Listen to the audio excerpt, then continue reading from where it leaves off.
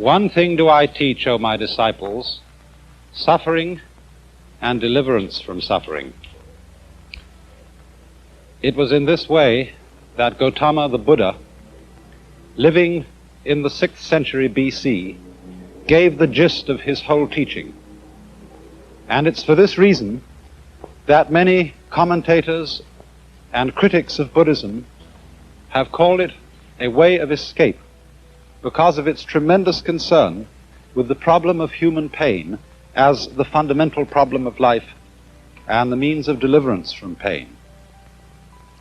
But I believe this is really a very mistaken criticism, because there is nothing that is so much the very essence of suffering as the fear of suffering itself.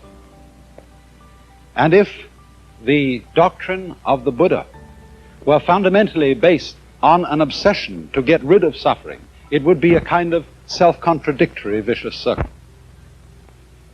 This is very well illustrated by another of those stories which I tell from time to time, where a student came to his master with the question, "It is terribly hot, and how shall we escape the heat?" In other words, this was a symbolic question, asking about the whole problem of the heat of suffering. It is terribly hot, and how shall we escape the heat? And he answered, "Go right down to the bottom of the furnace." "But in the furnace," said the student, "how do we escape the scorching fire?"